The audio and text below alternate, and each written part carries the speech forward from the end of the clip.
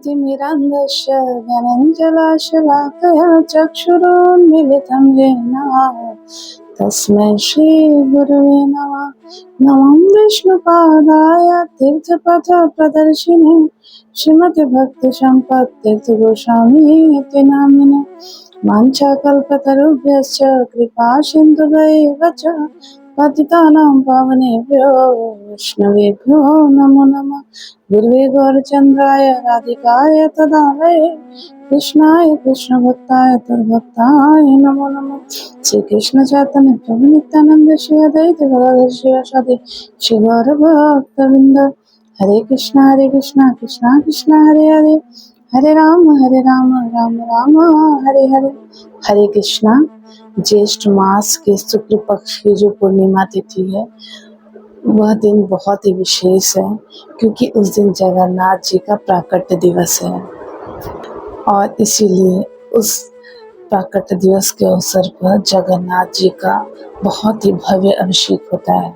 ये जगन्नाथ जी कौन है? जेई गौर सही कृष्ण सही जगन्नाथ, अर्थात जो गौर हरि अर्थात चैतन्य महाप्रभु वही श्री कृष्ण है और वही जगन्नाथ जी है। आइए जानते हैं कि आज के दिन जगन्नाथ जी का प्राकट्य कैसे हुआ। द्वापर लीला में एक बार द्वारका में भगवान की सभी रानियां रोहिणी माता के पास गई और उनसे प्रश्न करने लगी कि हे माता, हमें वृंदावन की लीलाओं को सुनना है। तब रोहिणी माता ने कहा कि ऐसा क्यों? तब सभी रानियों ने कहा कि भगवान श्री कृष्ण सदैव वृंदावन का स्मरण करते हैं। कभी माता यशोदा, कभी नंद बाबा, कभी ग्वाल बालों को याद करते, कभी गोपियों को, और राधा रानी का स्मरण तो हर क्षण करते हैं और कभी कभी तो राधा रानी का नाम लेकर मूर्छित हो जाते हैं।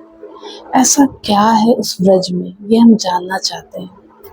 तब रोहिणी माता ने कहा कि मैं तुम्हें वृंदावन की लीलाओं को अवश्य सुनाऊंगी, लेकिन इस बात का स्मरण रखना कि श्री कृष्ण और बलराम यहाँ आने नहीं पावे, क्योंकि अगर वे वृंदावन की लीलाओं को सुनेंगे तो वापस वह वृंदावन चले जाएंगे। तब सभी रानियों ने कहा कि ऐसा ही होगा। सभी रानियों ने सुभद्रा जी से निवेदन किया कि आप द्वार पर खड़े रहिए ताकि कृष्ण और बलराम जी नहीं आने पावे। तब सुभद्रा जी द्वार पर खड़ी हो गई और रोहिणी माता वृंदावन की लीलाओं को सुनाने लगी। लेकिन ये वृंदावन की लीला इतनी मधुर है कि सभी उन लीलाओं को सुनते सुनते मुग्ध हो गए और स्वयं सुभद्रा जी भी इतनी मुग्ध हो गई कि उन्हें पता ही नहीं चला कि कृष्ण और बलराम कब उनके समीप आकर खड़े हो गए। इस प्रकार सभी उन लीलाओं को सुनने लगे और सुभद्रा जी, कृष्ण, बलराम उन लीलाओं को सुनते सुनते भाव विभोर हो गए। उन लीलाओं में भगवान इतने विरह में इतने व्याकुल हो गए कि उनके सारे शरीर संकुचित हो गए और नेत्र एकदम विशाल हो गए और उनका रूप जगन्नाथ, बलदेव, सुभद्रा जी के रूप में हो गया। सौभाग्यवश नारद जी भगवान के दर्शन के लिए आ रहे थे और उन्होंने भगवान का यह विशेष रूप देखा। लेकिन जैसे ही भगवान ने नारद जी को देखा, तुरंत ही अपने वास्तविक रूप में आ गए। तब नारद जी ने भगवान के चरणों में प्रणाम किया। तब भगवान श्री कृष्ण ने कहा कि हे नारद, कहो तुम्हारी क्या इच्छा है? तब नारद जी ने कहा कि हे भगवान, मैं चाहता हूँ कि आपने जो यह विशेष रूप के दर्शन मुझे कराए, कलयुग के सभी भक्तों को भी इसका दर्शन अवश्य कराएं। तब भगवान श्री कृष्ण ने तथास्तु कहा। वही कृष्ण, बलराम और सुभद्रा जी कलयुग में जगन्नाथ, बलदेव और सुभद्रा के रूप में जगन्नाथपुरी में प्रकट हुए और जिस दिन वह प्रकट हुए उस दिन ज्येष्ठ मास की पूर्णिमा तिथि थी। और एक बार क्या हुआ कि राजा इंद्रद्युम्न के स्वप्न में जगन्नाथ जी आए और उन्होंने कहा कि ज्येष्ठ मास की पूर्णिमा की तिथि को मेरा प्राकट्य दिवस है, इसलिए आज के दिन मेरा भव्य अभिषेक कराओ। ऐसा सुनकर इंद्रद्युम्न राजा बहुत प्रसन्न हुए और उन्होंने उस तिथि में जगन्नाथ जी का बहुत भव्य अभिषेक किया और उस दिन से आज तक यह प्रथा चलती आ रही है। हर वर्ष ज्येष्ठ पूर्णिमा की तिथि को जगन्नाथ जी का भव्य अभिषेक होता है और उस दिन जगन्नाथ जी मूल मंदिर से निकलकर स्नान मंडप में आते हैं, क्योंकि जगन्नाथ जी का ऐसा आदेश था कि मेरा अभिषेक ऐसे स्थान पर होना चाहिए जहाँ पर स्वर्ग के देवी देवताओं के साथ साथ पृथ्वी के सभी भक्त मेरा दर्शन कर सकें। इतने दयालु है जगन्नाथ जी। जगन्नाथ जी जब मूल मंदिर से स्नान मंडप तक आते हैं उसे पहांडी विजय कहते हैं। और जगन्नाथ जी के मंदिर के समीप ही एक कुआं है जो वर्ष भर बंद पड़ा रहता है। इस कुएं का निर्माण राजा इंद्रद्युम्न ने ही किया था।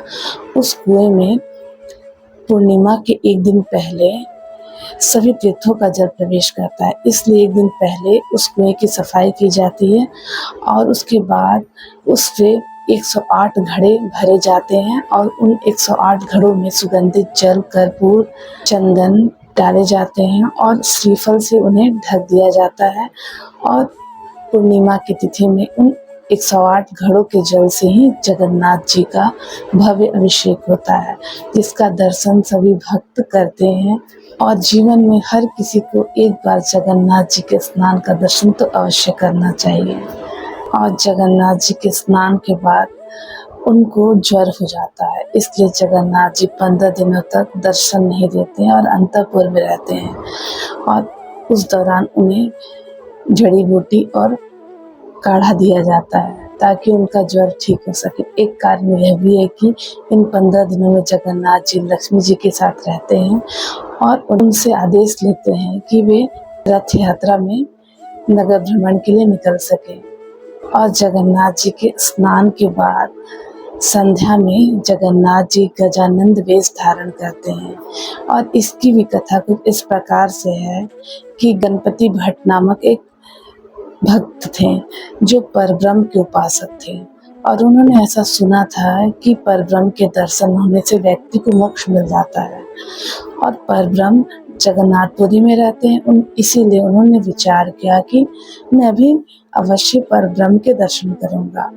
लेकिन उनके हृदय में परब्रह्म की जो छवि थी वो उन्हें लगता था कि परब्रह्म की सूढ़ होती है।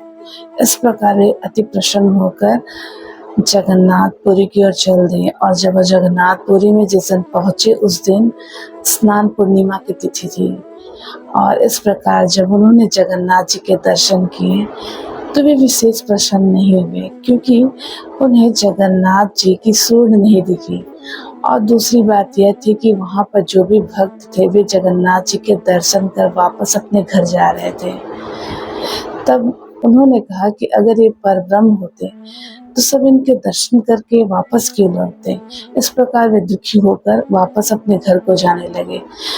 तो जगन्नाथ जी तो अत्यंत दयालु है, उन्हें गणपति भट्ट का दुख देखा नहीं गया। तुरंत ही एक ब्राह्मण का वेश धारण करके गणपति भट्ट के पास आए और कहे कि आप इतने दुखी क्यों हैं। तब उन्होंने कहा कि ये जगन्नाथ जी ये परब्रह्म नहीं है, क्योंकि इनकी सूढ़ नहीं है।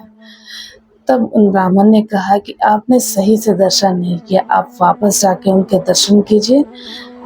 और इसके बाद उन्होंने कहा कि ये परब्रह्म नहीं हो सकते, क्योंकि इनके दर्शन से किसी को मोक्ष नहीं मिल रहा है। तब उन्होंने कहा कि जगन्नाथ जी तो पतित पावन है, जो जिस इच्छा से जगन्नाथ जी के दर्शन करते उनकी वह इच्छा पूर्ण होती है। इसीलिए आप पुनः जगन्नाथ जी के दर्शन कीजिए, आपकी इच्छा वैसे पूर्ण होगी। ऐसा सुनकर गणपति भट्ट जगन्नाथ जी के दर्शन करने के लिए चले गए। और जैसे उन्होंने जगन्नाथ जी के दर्शन किए उन्हें जगन्नाथ जी की सूढ़ दिखाई दी। इस प्रकार जगन्नाथ जी और बलभद्र जी की सूढ़ और सुभद्रा जी का कमल पुष्पों से श्रृंगार हुआ था। इसी प्रकार यही प्रथा हर वर्ष होती है और हर वर्ष जगन्नाथ जी स्नान के बाद ये गजानंद वेश धारण करते हैं और सुभद्रा जी का कमल पुष्पों से बहुत ही सुंदर श्रृंगार होता है। इसीलिए इस श्रृंगार के दर्शन व्यक्ति को अवश्य करना चाहिए और इस मनुष्य जीवन को सफल करना चाहिए।